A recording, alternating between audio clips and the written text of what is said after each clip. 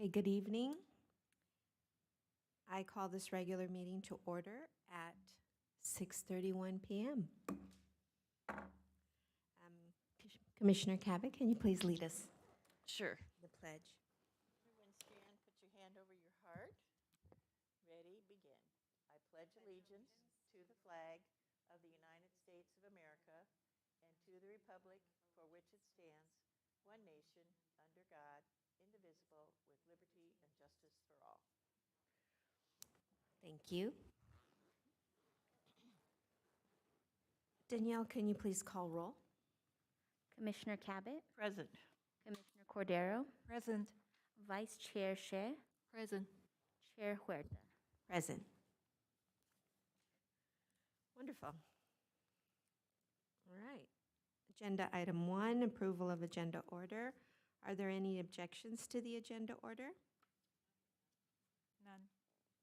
Hearing none, the agenda order is approved. Okay, we will now have a few announcements by Recreation Supervisor Christina Alatorre. Tonight's meeting is live streamed on Cable Channel 3 and our online platforms. Please email all public comments to the Community Services Department at cscommission@sgch.org no later than the time the item is considered by the Commission tonight. Comments will be read for up to 3 minutes each. Comments received after the end of the public comment section will be forwarded to the Commission after the meeting. If you wish to be added to the distribution list to receive Commission agendas, please email your request to cscommission@sgch.org.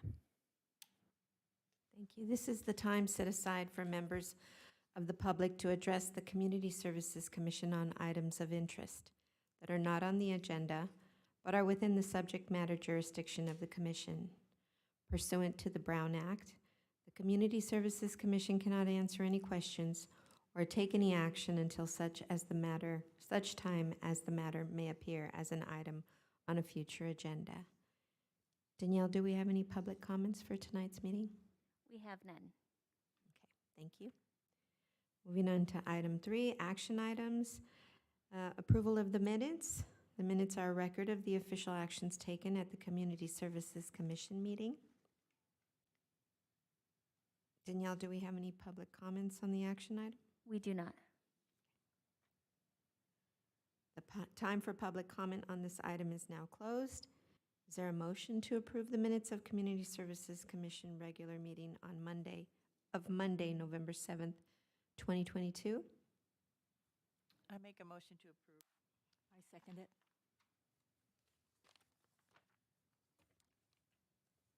Wonderful. Danielle, do you mind taking a vote? Commissioner Cabot, Aye. Commissioner Cordero, Aye. Vice Chair Shea, Aye. and Chair Huerta. Aye. Motion passed by a vote of 4 ayes, 0 nays, and 0 abstentions. Wonderful. Item number 4, discussion items. 4A is our monthly department report. Staff will present the monthly department report pertaining to departmental programming. Christina? Thank you, Chair Huerta. The after-school program at Coolidge, McKinley, Roosevelt, Washington, and Wilson elementary schools are celebrating the holiday season with festive arts and crafts and letters of Santa. Priority registration for the spring semester begins today, December 5th, for all returning students. Registration for new students in the after-school program begins December 12th. Registration is available by calling the Community Services Department. At Jefferson Middle School sports, boys and girls varsity and boys junior varsity basketball began home games starting the week of November 28th. Games were played against Huntington, Oak, and South Pasadena middle schools. The community services recreation leaders / coaches will be attending the Southern California Municipal Athletic Federation's Scorers and Coaches Training on December 17th to provide a higher level game of play for Jefferson Middle School students. In older adults, on Monday, December 12th, the senior holiday lunch will include holiday festivities and old-fashioned carolers. Registration can be made by calling the Community Services Office. Registration for this holiday luncheon closes on December 7th. Movie days will begin on Monday, December 12th at 12:30 in the Adult Center, which will feature Miracle on 34th Street, the 1947 version. This holiday movie will feature holiday treats. Holiday bingo will be offered on Thursday, December 15th in the Adult Center and will host holiday-themed bingo. Registrations available by calling the Community Services Department.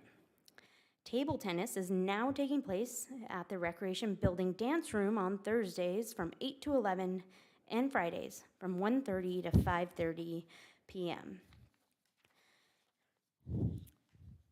Registration is available for the trip to Riverside Mission Inn Festival of Lights. This trip will take place on December 13th and costs $40. Registration is available for the trip to Long Beach for luncheon and Beach Boys tribute. This trip will take place on December 18th and costs $90.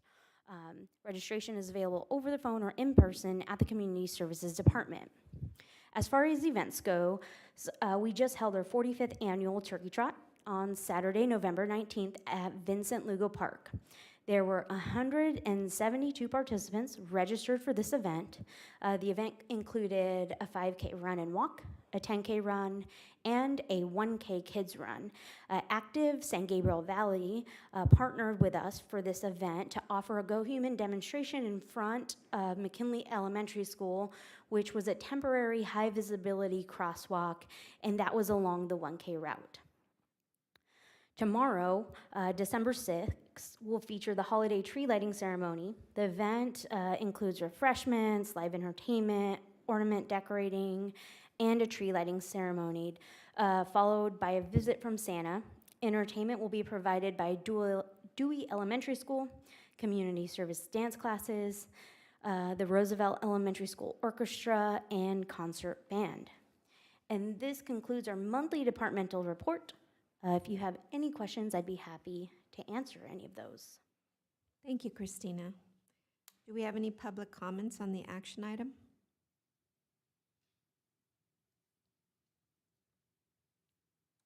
We have none.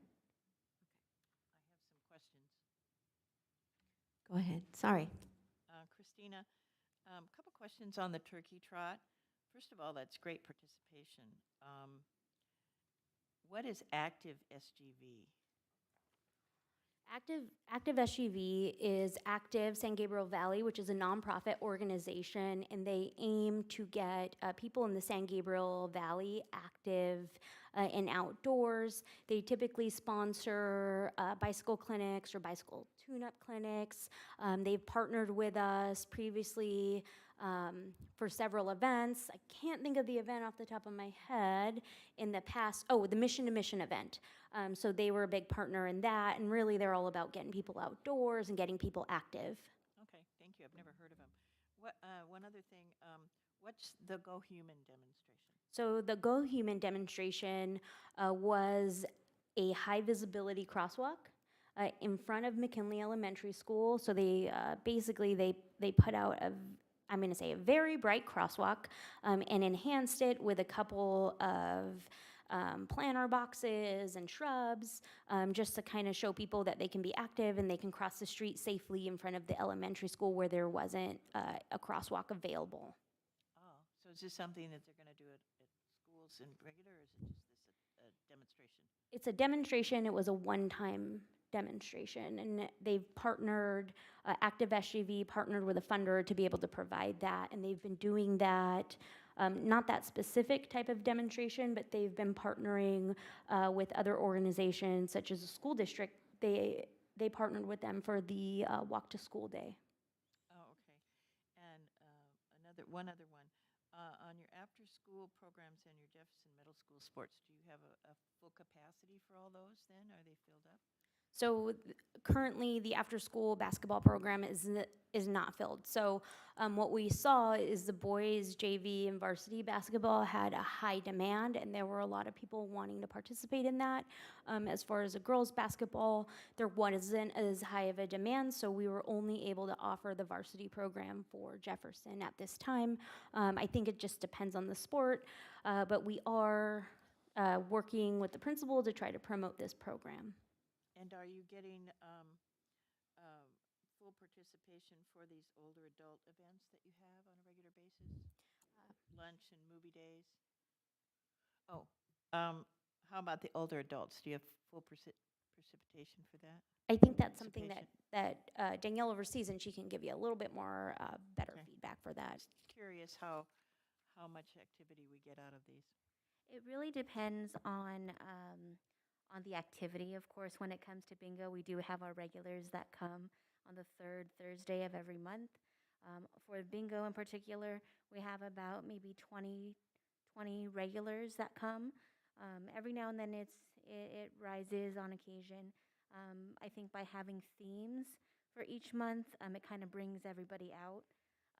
When it comes to the movies, we're kind of just barely getting started with those. And I think it's just a time frame as well.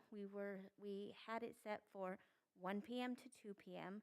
However, that's kind of an hour break in between their lunch if they're part of our lunch program.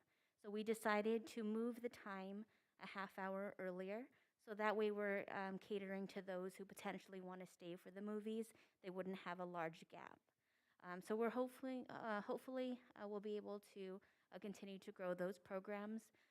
As of right now, I believe we have 10 on the roster right now to come to the 12th movie showing. But of course, it is a drop-in program as well. So even if they aren't registered, they're still able to attend.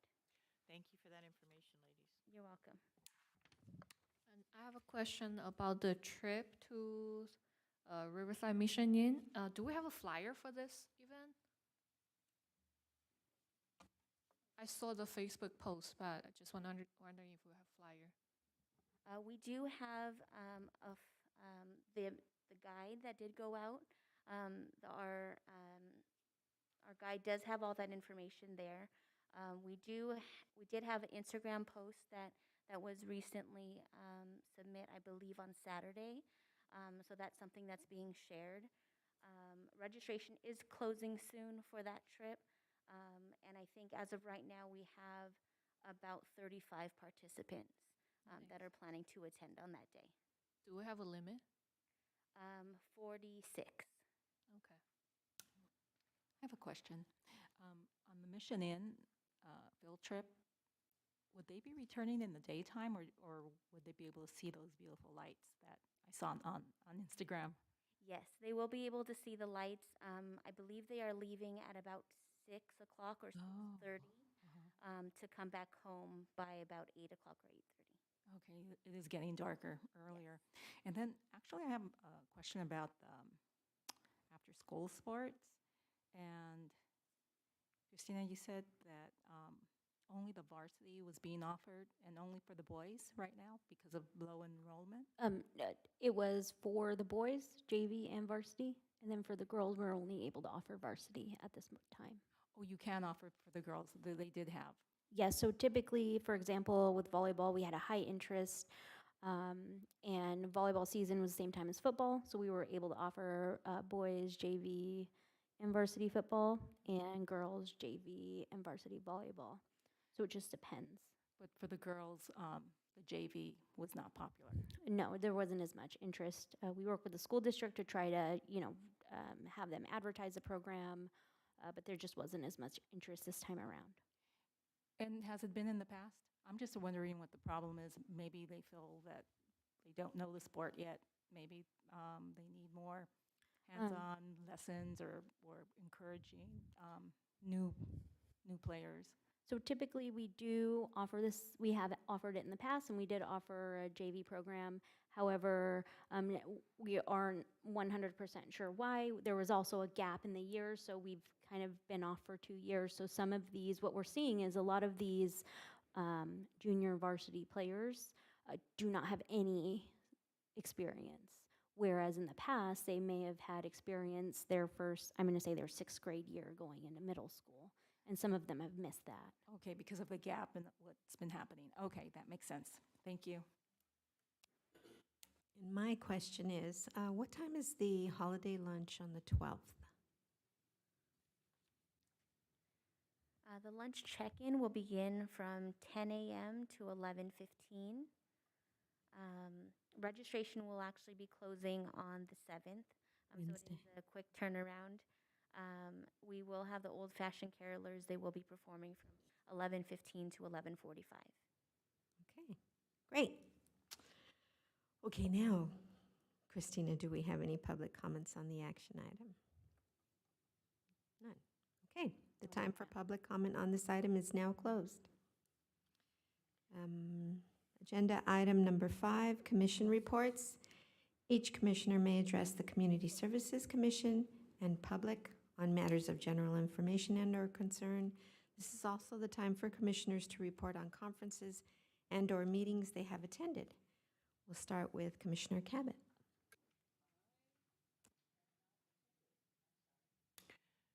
I haven't attended any meetings that I remember. And my only question is probably for Matthew.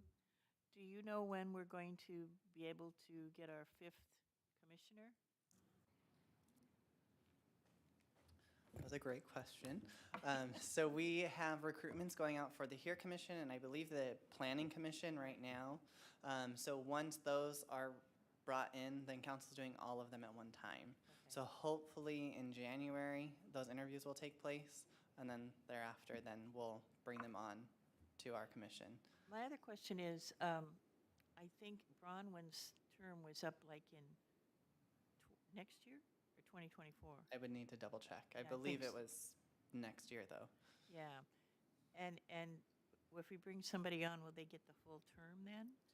It depends on how council wants to do it. They could choose to have them fill in and then also extend Right. the term. They do So an extension. for yeah, it. so it would depend on how they decide to do it. My assumption would be that they provide a full term rather than just a, That would make a sense, portion. rather than like 1 or 2 months and then Mhm. extend it from there. yeah. I think that's all I had. Thank you. Thank you, Commissioner Cordero. This question's for Matthew, too. Part B of Sure. Sherry's. Can you say how many applicants you have for? the I slot? would love to say, I just don't know at this time. So the city clerk's office has them in. I don't think we had a very robust group of people. It was a fairly small turnout. But those are waiting in the queue, just waiting to be interviewed. Great, at least we have one, right? Correct, correct. Okay, great. That's it, Matthew. So as far as what I've done, I went to the turkey trot. I participated and saw my fellow commissioners. And it was such a great event that all of you put together. I was so proud.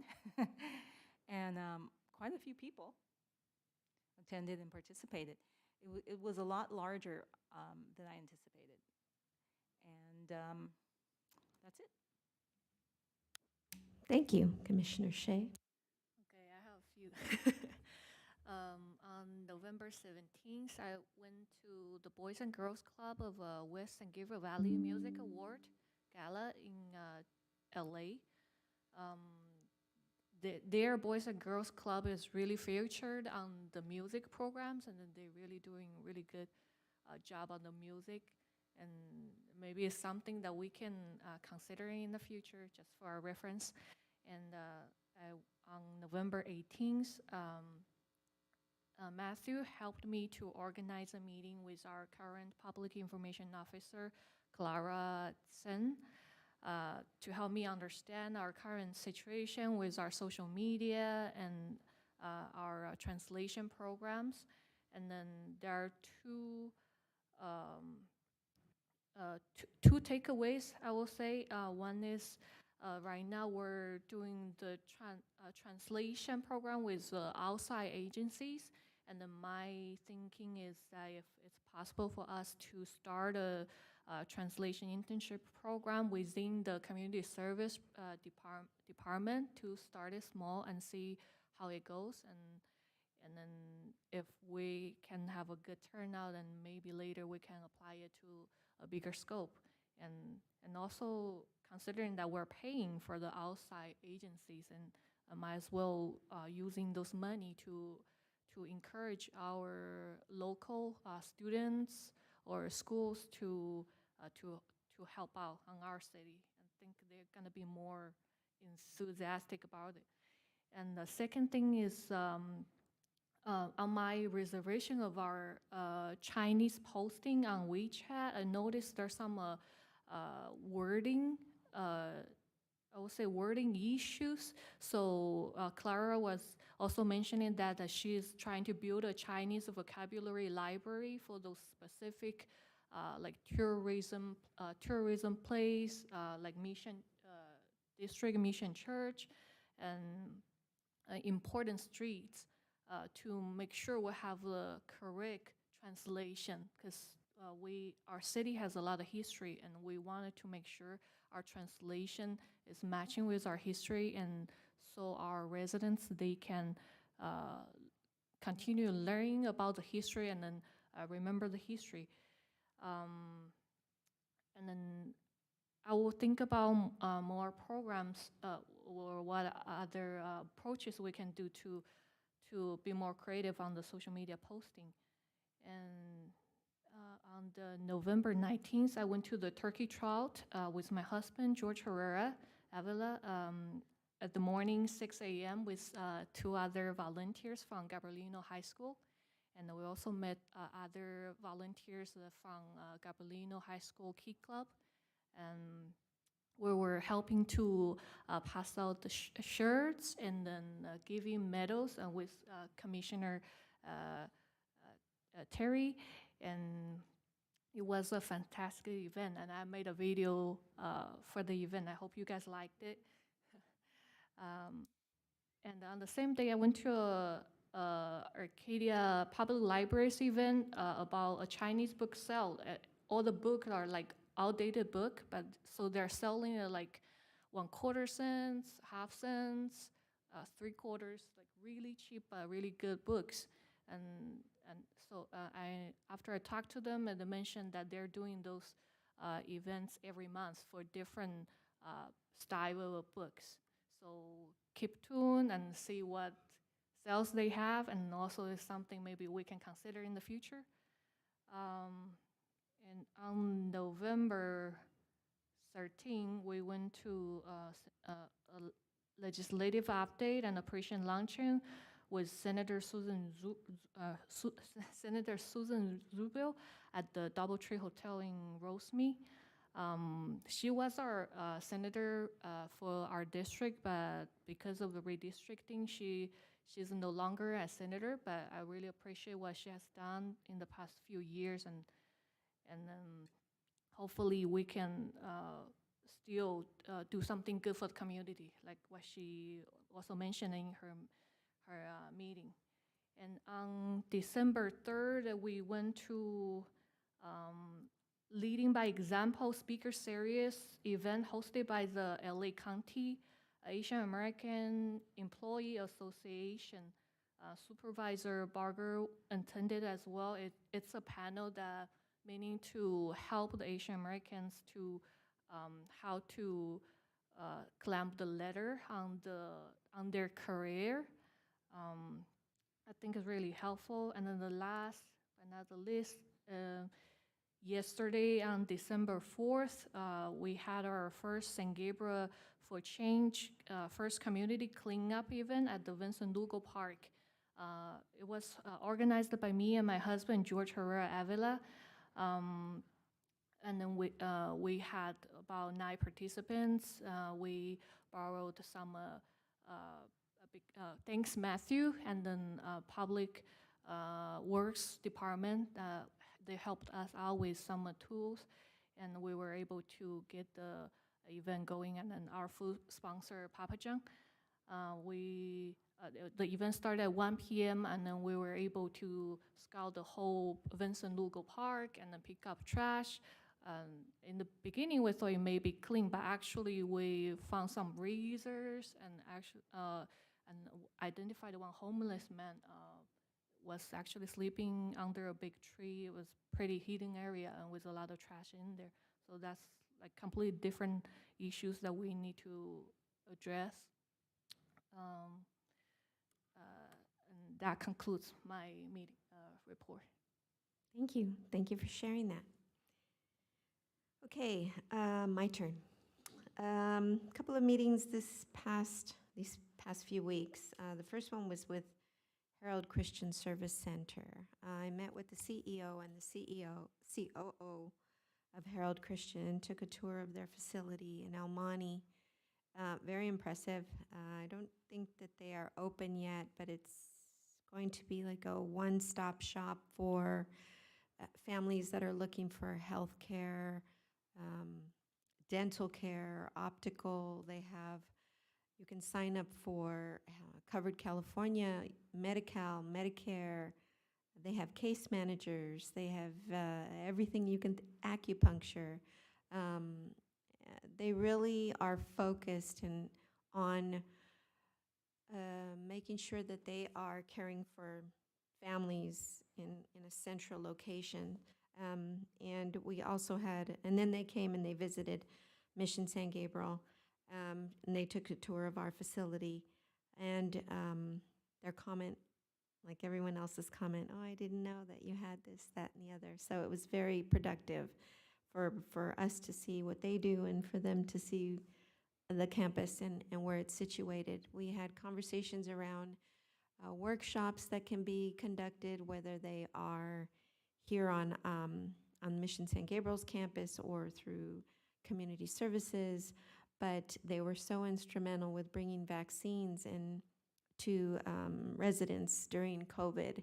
And they have the means, because they are a federally qualified health center, they have the means to provide other services here. So those talks will continue to see how we can bring their services that they offer to the residents of San Gabriel.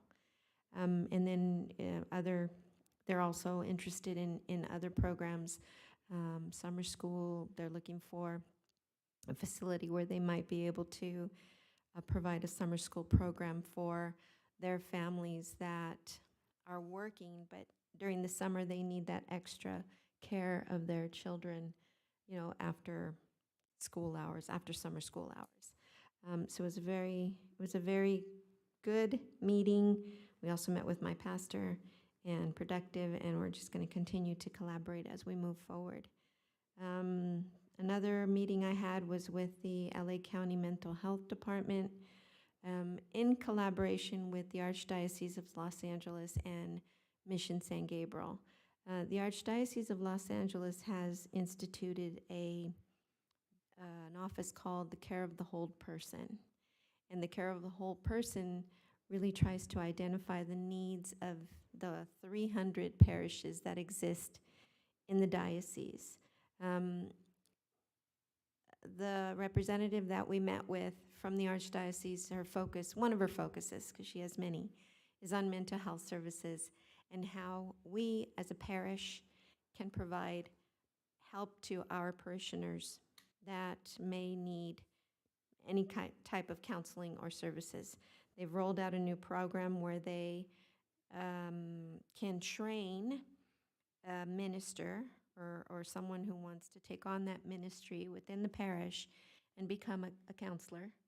And that gave way to another conversation with the Department of Mental Health, and they have really switched gears on how they serve the community. They don't just serve the community within county services or county locations. They work inside the community as well to look for advocates, community advocates, people who have lived experience with mental health issues, whether it be themselves or a family member.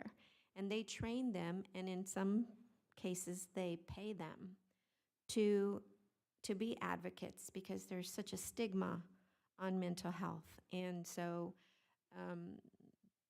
both the minister that works within the parish and the advocate that works in the community, they try and break down those barriers by inviting families to come, whether it be one family member or the whole family.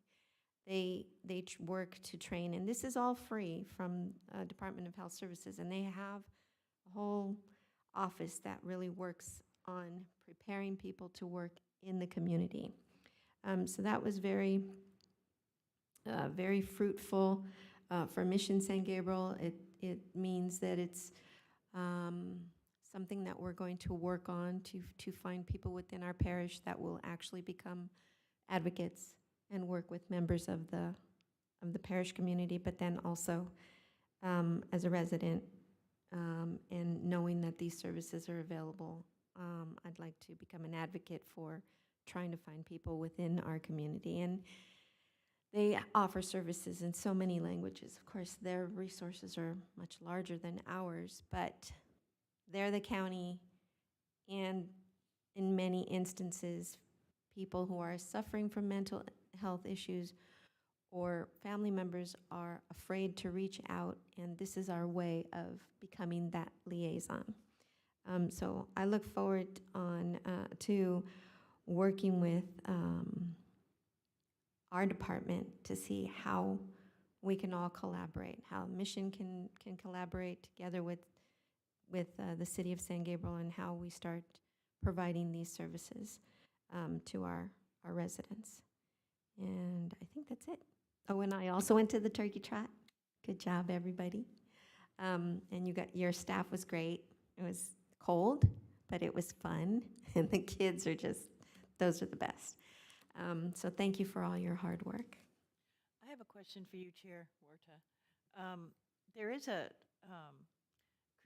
Harold Christian Health Center here in San Gabriel. That's correct. Are they still going to keep that one open? So Harold Christian, their headquarters are actually in New York. And they have services in San Diego, El Monte, Rosemead. Well, the new facility is going to be in El Monte, Rosemead, and the two offices that are in San Gabriel will remain. Okay. Yeah, they'll remain. Nothing will change. I think it's a good model. What they're doing in El Monte is a good model for how we feel that, how nonprofits fill that gap between LA County and the services that they offer and the nonprofit world that can also offer services, because the number of people that they need to serve, you're always going to have that gap. So this is a way to start at the root of what the bigger issues are, like homelessness and even whatever that could lead to.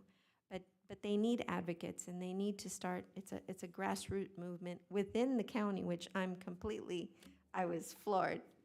I worked for the county right out of college, and I thought, man, there's just too many people, and how do you serve everyone? But this is how, through nonprofits, through collaboration, and they have, once you walk through there, you're just blown away by the vision of these two women and how you serve such a large population.